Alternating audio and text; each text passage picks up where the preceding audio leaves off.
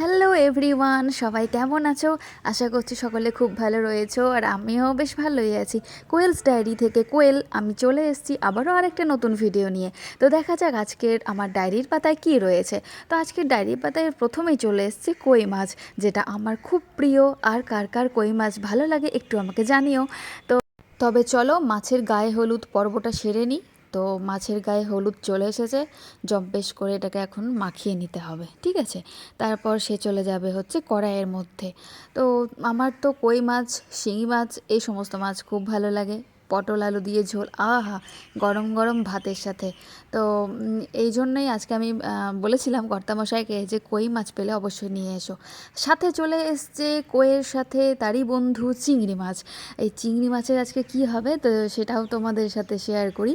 তো পুঁই শাক দিয়ে, পুঁই ডাঁটা, পুঁই শাক সব মেশানো সবজি দিয়ে আজকে চিংড়ি মাছের তরকারিটা হবে।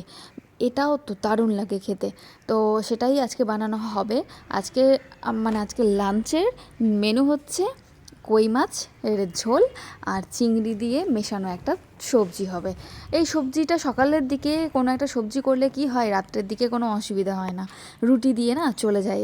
আর রুটির জন্য নতুন করে কিছু করার দরকার পড়ে না। তো এখানে কড়াই চলে এসেছে, কড়াইকে গরম হতে দিয়ে নিয়েছি। আবার বেশি গরম যদি না হয় তবে তো আবার মাছ ফাছ লেগে যাওয়ার ব্যাপার আছে, তাই না?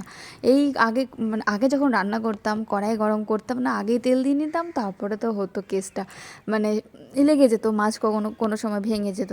তো বলে না শিখতে শিখতেই সব কিছু হয়। তো যাই হোক, রান্না করতে করতে অনেক কিছুই শিখে গেছি।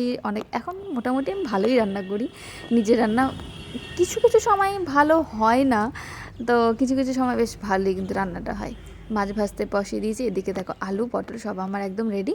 আর এখানে দেখো আমি ভিডিও করব বলে আরও সুন্দর করে এখানে প্লেটে সাজিয়ে নিয়েছি একটু পেঁয়াজ, টমেটো, শুকনো লঙ্কা তো ইউজ করি না, খুব কম, তো কাঁচা লঙ্কাই আছে, আর এখানে আদা আর জিরে বাটা। তো এখানে সব একদম রেডি। হাতের কাছে এইভাবে রেডি করে রাখলে কাজ করতে খুব সুবিধা হয়। তো নেক্সট পার্ট হচ্ছে মাছটা ভেজে এখন তুলে নেব। এই মাছ মোটামুটি ভাজা হয়ে গেছে, আর আরও কয়েকটা মাছ আছে, তো সেগুলোও ভেজে নেব। তো এখনও অবধি যারা ভিডিওটা লাইক করোনি অবশ্যই লাইক করে দিও। আর সবার কাছে অনুরোধ, কেউ আমার ভিডিওর অ্যাড যেগুলো আসবে ভিডিওতে সেগুলো কেউ স্কিপ করো না, এটা এখন খুব দরকার আমার। তো যাই হোক, কেউ ভিডিওর অ্যাড স্কিপ করে দেখো না, ফুল ভিডিও ওয়াচ করো, তাহলে ভালো লাগবে। আর ভিডিওটা কেমন লাগছে অবশ্যই কিন্তু কমেন্ট বক্সে জানিয়ে যেও। তো চিংড়ি মাছ এখানে ভাজতে দিয়ে নিয়েছি, চিংড়ি মাছ মোটামুটি ভাজা হয়ে গেছে, হালকা লাল হয়ে আসলেই তুলে নেব। দিয়ে নিচ্ছি জিরে। তো প্রথমে কোন রান্নাটা করছি সেটা তোমরা দেখতেই পাবে, ঝোল করছি না তরকারি করছি।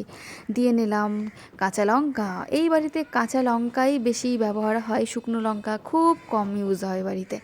তো চলো, কাঁচা লঙ্কা হোক আর শুকনো লঙ্কা হোক, খাওয়া নিয়ে কথা, খেতে তো হবে। তো দেখো চলো, এরপরে নেক্সট হচ্ছে আমি আলু আর পটলটাই আগে দিয়ে নিলাম। পটলটা একটু ভালো করে ভেজে নেব, তারপরে আস্তে আস্তে বাকি সবজিগুলো দেবো।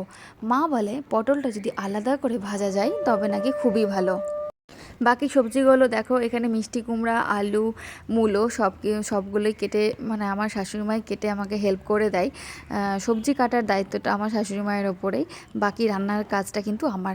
আর এই যে প্রসেসটা, এটা আমি আমার নিজের মায়ের কাছ থেকে শিখেছি, যে তেলটা কী করে ঝাড়িয়ে নিতে হয় সবজি থেকে। নেক্সট ওই মূলোটা ভাজবো। তো আমি এখানে পটলগুলোকে একটু তুলে নিয়েছি, যাতে তেলটা একটু, যেটা তেল গায়ে লেগে আছে সেটা তেল যেন ঝরে যায়। তো এটা মায়ের কাছ থেকে শেখা।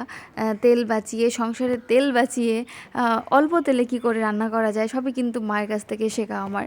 তো এখানে মূলো আর আলুটাও দিয়ে নিলাম। তো এই সবজিটা হয়তো অনেকেই করেছো বাড়িতে, তো আমি আমার মতো করে কি, যেরকম নর্মালভাবে রান্নাটা করে সেরকমভাবে করছি। তো এখানে দেখো মোটামুটি সব সবজি ভাজা হয়ে গেছে। আর কি কালারফুল লাগছে কড়াইটা দেখতে, তাই না? সবুজ, এদিকে আবার পিঙ্ক কালার, এদিকে আবার ইয়েলো কালার, খুব দারুণ দারুণ লাগছে। তো এখানে ওই পুঁই পাতাগুলো সব দিয়ে নিলাম এখানে। এবার আস্তে আস্তে ভাপিয়ে ভাপিয়ে সেদ্ধ করে নেব। তো আমার তো এই তরকারিটা বেশ ভালোই লাগে, খারাপ লাগে না, মাঝে মধ্যে রুটি দিয়েও খেতেও ভালো লাগে। আর ভাতের সাথে আমার মাছের ঝোল হলেই যথেষ্ট, আমার আর বেশি কিছু প্রয়োজন হয় না। আমি মাছপ্রেমী মানুষ, যে কোনো মাছই আমার খুব ভালো লাগে। তো তরকারি না হলেও চলে আমার আর কি, তরকারিটা আমি এমনি এমনি খেয়ে নিই। তো এখানে মাঝখানেই আমি জিরে বাটা, আদা বাটা, একটু হলুদ আর একটু লবণ দিয়ে নিলাম। এবার এটাকে দিয়ে ভালো করে কষাবো। তো কষাতে কষাতে আরও কিছু কথা বলি আর কি, যে যারা এতদিন আমার পাশে থেকেছো তাদেরকে অনেক অনেক ভালোবাসা, আর এভাবেই পাশে থেকো। আর সবাই সবার পাশে না থাকলে কেউই আমরা এগিয়ে যেতে পারবো না। তো খুব দরকার সবাই সবার পাশে থেকেই এগিয়ে যেতে হবে, তাই না? তো আমিও মনে করি যে যারা আমাকে এতটা সাপোর্ট করেছো তারা অবশ্যই আমার পাশে আছো। তো যাই হোক, সবাইকে অনেক অনেক ভালোবাসা। তারপর দিয়ে নিলাম হচ্ছে চিংড়ি মাছ। তরকারিটা দেখে কিন্তু আমার খুব লোভ হচ্ছে, তাই না? তো লোভ আর করে কি করব, একটু পরে যখন নেমেই যাবে তরকারিটা তখন একটু গরম গরম খেয়ে নেব। গরম গরম তরকারি যখন কড়াই থেকে নামে না, তখন আমার বেশি ভালো লাগে, ঠান্ডা হয়ে গেলে খুব একটা ভালো লাগে না। তো যাই হোক, এখানে ইয়েটা দিয়ে বলছি আবার চিংড়ি মাছটা দিয়ে ভালো করে একটু কষিয়ে নিলাম। দারুণ মানে ইয়েটা হয়েছে একদম, তরকারিটা দেখো কি সুন্দর, মানে তেল তেল হয়ে আছে, দারুণ লাগছে দেখতে, আর খেতেও কিন্তু দারুণ হয়েছিল, তাই না? তো চলো, এই রাউন্ডটা হলো, এই তরকারিটা আমার কমপ্লিট।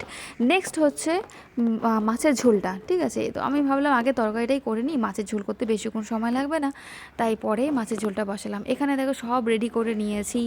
এখানে আছে আদা বাটা, জিরে বাটা, তারপর হচ্ছে মাছও ভেজে নিয়েছি, পটল, আলু, একটু টমেটো নিয়েছি, একটু পেঁয়াজ নিয়েছি, সবই তো দেখালাম তোমাদেরকে প্রথমেই। তো কড়াইটা মুছে আবার তেল দিয়ে নিচ্ছি, কারণ মাছের ঝোলটা এখনই করে নিতে হবে, হাতে সময় বেশি নেই। আর 8টার দিকে আমি রান্নাটা বসাই, আর 10টার মধ্যে কমপ্লিট করার চেষ্টা করি। আর হয়েও যায়, কোনো অসুবিধা হয় না, 10টার মধ্যে আমার সব কাজ কমপ্লিট হয়ে যায়। দিয়ে নিলাম কালো জিরে দিয়ে নিলাম। এখানে জিরে ব্যবহার করছি না, মা বলেছে কই মাছের ঝোলে কালো জিরে দিয়ে করলে বেশি ভালো লাগে খেতে, তো ওই জন্যই আর কি দিয়ে নিলাম আলু। এবার আলুগুলোকে ভালো করে ভেজে নেব। যে কোনো ঝোলেই আলু না হলে আমার একদম ভালো লাগে না। তো অনেকে সুগারের জন্য আলু খায় না, তো আমার আবার মানে আলুটা খুবই দরকার, আলু না হলে আমার একদম ভালো লাগে না খেতে। মা যখন ধরো বাড়িতে যায়, মা কোনো কোনো সময় ঝোলে আলু দেয় না। চিংড়ি মাছের ঝোল করলে কোনো সময় একটু চিংড়ি মাছ কষা করে নামিয়ে নিল, আলুও দেয় না, তখন আমি না রেগে যাই যে দূর কেন আলু দাও না, আলু দিয়েই তো ভাতটা মেখে খাই, মাছটা পরে খাই। তো যাই হোক, এই তো হতেই থাকে আর কি। আর এখানে আমি কই মাছটা পটল আলু দিয়েই করেছি, দুর্দান্ত এসেছে কিন্তু কালারটা, যাই বলো। আর এই যে তরকারি আমার একদম রান্না কমপ্লিট হয়ে গেছে। তো চলো, দেখা হচ্ছে পরে। আমি এখন একটু কিছু কাজ করি। দুপুরবেলা কই মাছের ঝোল খেয়ে চলে এসেছি জানলার সামনে।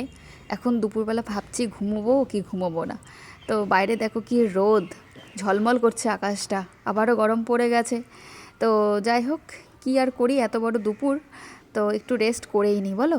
তো চলো একটু ঘুমিয়ে নিই, দুপুরবেলা ভাত ঘুম না হলে বাঙালি নামটা একদম নিচে নেমে যাবে, তাই দুপুরবেলা একটু ভাত ঘুম তো অবশ্যই দরকার।